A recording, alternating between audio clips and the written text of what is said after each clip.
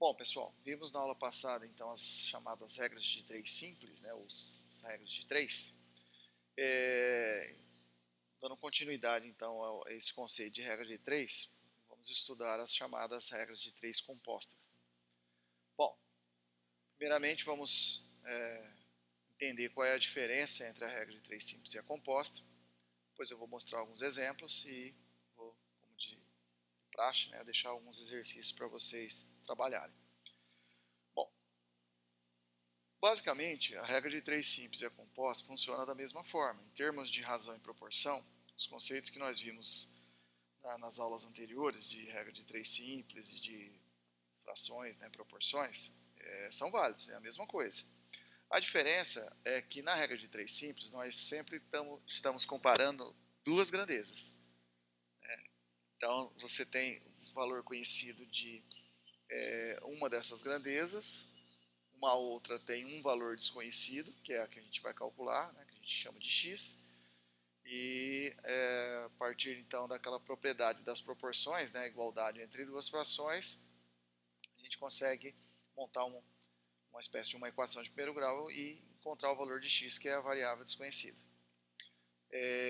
Na regra de três composta, a ideia, como eu disse, é praticamente a mesma. A diferença é que nós temos mais de duas grandezas. Nós podemos ter 3, 4, n grandezas, que podem estar relacionadas entre si com uma relação de proporcionalidade direta ou inversa. Então, esse aqui é o ponto principal aí de se resolver um problema de regra de três composta. Nós temos que analisar cada variável, né, cada grandeza, de forma independente das outras, usando como parâmetro único de avaliação a variável, né, a grandeza que tem a variável x.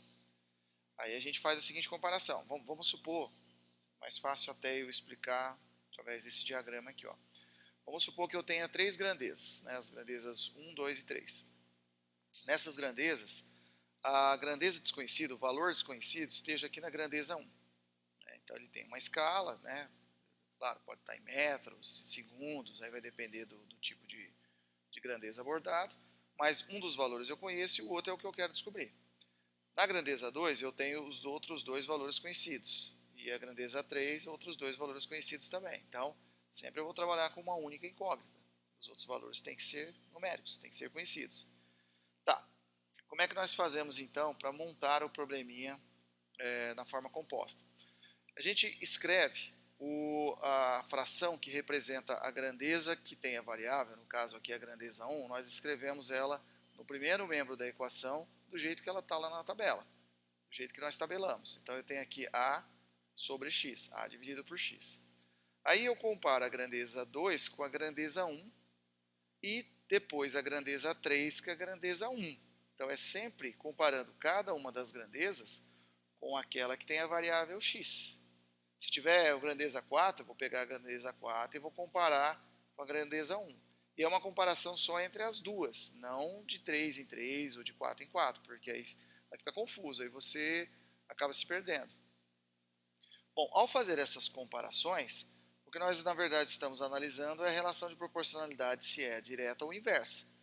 Vamos supor aqui, como nesse exemplo, que as grandezas 2 têm uma relação diretamente proporcional com a grandeza 1 e a grandeza 3 inversamente proporcional com a grandeza 1. Bom, então o que nós fazemos? Escrevemos a fração que representa a grandeza 1 no primeiro membro da equação, né? A sobre x, colocamos a igualdade, e aí no segundo membro da equação nós colocamos as frações que correspondem às outras grandezas, a grandeza 2 e a grandeza 3. Se tiver uma relação de proporcionalidade direta com a grandeza 1, nós escrevemos da mesma forma que ela aparece na tabela. Então aqui vai ficar B dividido por C. Se for inversamente proporcional, como é o caso aqui da grandeza 3, que é inversamente proporcional à grandeza 1, aí nós invertemos, colocamos, né, E sobre D. E fazemos o produto, no segundo membro da equação, o produto entre as frações numéricas de valores conhecidos das grandezas 2, 3, 4, as demais grandezas que não envolvem a variável x. E o resto é só resolver. Como aqui B e C, E e D representam valores numéricos, a gente pode fazer o produto entre as frações, né? Eu vou fazer B vezes E e C vezes D. e aí multiplicar em cruz para isolar a variável x. Então nós temos aqui x que multiplica b vezes z igual a vezes c vezes d. Para isolar o x, o b e o e que estão multiplicando x passam dividindo, né, o a, o c e d, que é o resultado dessa última multiplicação aqui, né, ó, a vezes c vezes d. Tudo bem?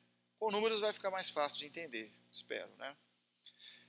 Uma outra situação aqui que eu coloquei é se as grandezas então forem todas proporcionais. Bom, aí a gente escreve as frações, a análise é feita da mesma forma, só que nós escrevemos as frações da grandeza 2, b dividido por c, e a da grandeza 3, que também nesse exemplo é diretamente proporcional, como d dividido por e.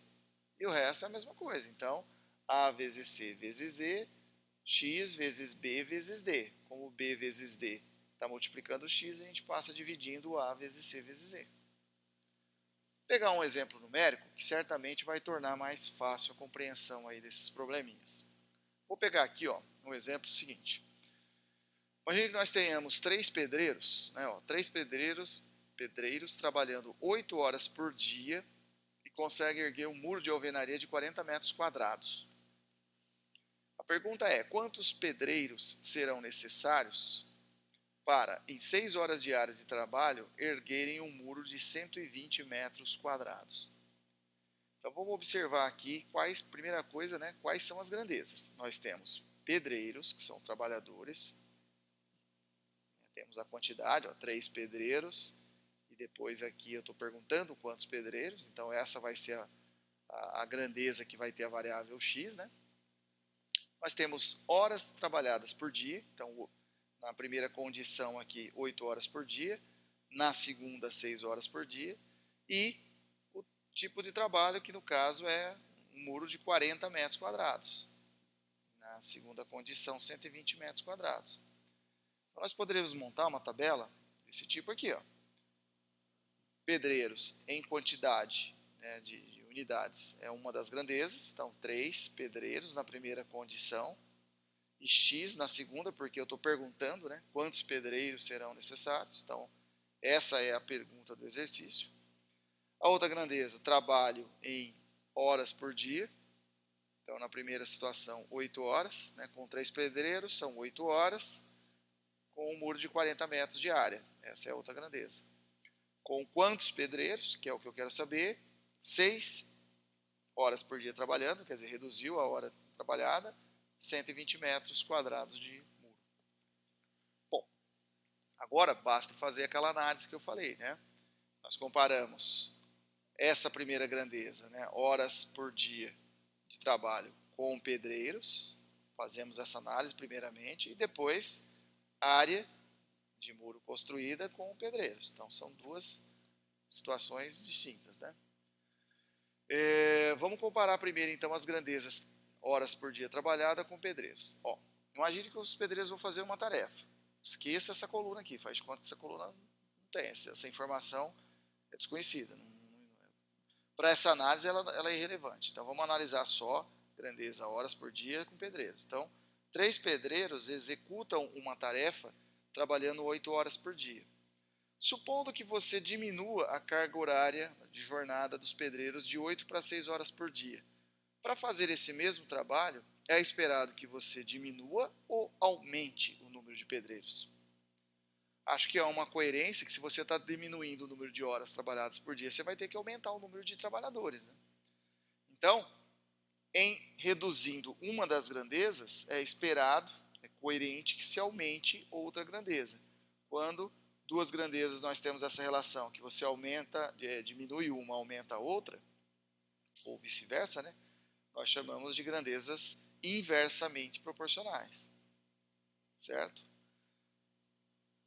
Então essa é uma das análises. A outra análise é a área de muro com a quantidade de pedreiros. 3 pedreiros constroem um muro de 40 metros. Se eu quiser construir um muro de 120 metros, eu vou ter que aumentar ou diminuir a quantidade de pedreiros. Se esperar que aumente, né? Vai aumentar o tamanho do trabalho, vai ter que aumentar o número de trabalhadores. Portanto, nós temos aqui que a grandeza 3, né, que é a área em metros quadrados, aumenta E deve gerar também um aumento na grandeza 1, que são o número de trabalhadores. Quando a gente aumenta uma, aumenta a outra, ou quando nós diminuímos uma, diminui a outra, essas grandezas têm uma relação direta, são diretamente proporcionais.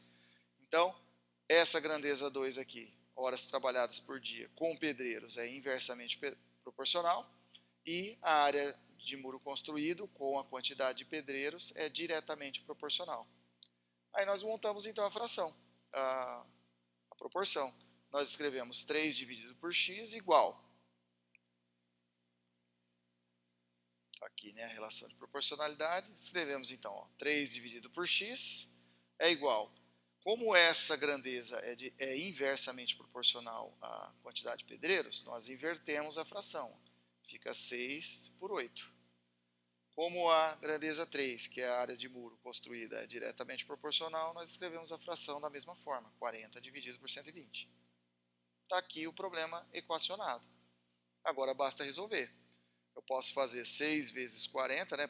Lembre-se que produto de frações, a gente multiplica numerador vezes numerador, denominador vezes denominador. Então 6 vezes 40 dá 240, 8 vezes 120 dá 960. E aí multiplicamos em cruz. Então 240x é igual a 3 vezes 960.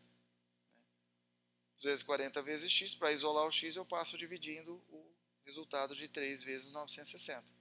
E aí fazendo as continhas vai dar 12 pedreiros. 3 vezes 960 dividido por 240 vai dar 12. 12 significa então 12 pedreiros. Ou seja, né, para executar essa tarefa em menos horas trabalhadas por dia e ainda assim aumentando a área de muro, eu vou ter que aumentar o número de pedreiros para 12, de 3 para 12. Tudo bem?